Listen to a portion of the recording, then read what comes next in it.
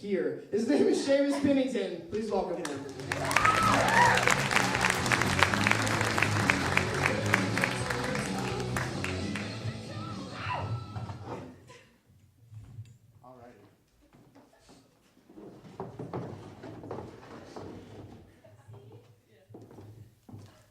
So there's no swearing or vulgarity here, so I expected a much younger audience. So I brought the book Rumpelstiltskin to read you guys. Or as I like to call it, spoiler alert, Rumpelstiltskin. A lot of history. Fairy tales. Rumpelstiltskin. Thanks in this. Once there was a poor miller who had a beautiful daughter. You guys want to see the pictures? Yeah. One day, on his way to town, the miller encountered a king. Wanting to impress him, the miller said, "I have a daughter who knows the art of spinning straw into gold." Now, he meant this as a sexual innuendo, but the king had a way of taking things quite literally and probably kidnapped her.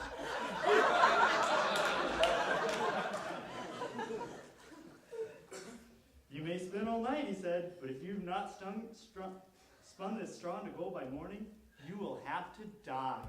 She says that, right? There sat the poor miller daughter without the slightest idea how to spin straw into gold, and she began to weep. Suddenly, the door sprang open, and a tiny man stepped in. "Good evening, Mistress Miller. Why are you sobbing?" "Oh," the girl cried, "I must spin this straw into gold, and I don't know how, because I'm a woman."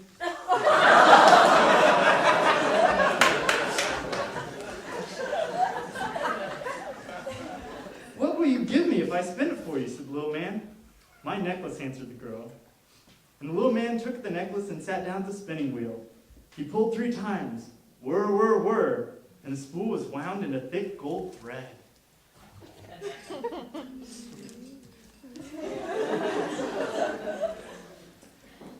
The king came in by sunrise, and he was delighted, but the gold only made him greedier. He said, "This is wonderful, but if you don't spin straw into gold again, I'm going to kill you."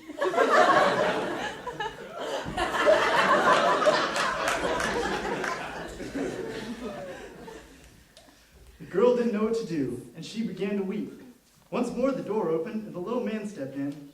"What will you give me if I spin this straw into gold for you?" "The ring on my finger." And the little man was appeased by this, because even though he could spin straw into gold, he still liked handmade jewelry.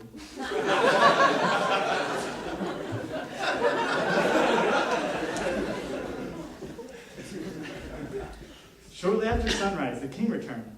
A pile of golden spools glowed in the morning light. The king rejoiced at the sight of so much gold, but he was still not satisfied. "I got some gold leggings, and I got me a gold shirt, but I still need some gold slip covers for my Jetta. Do it again."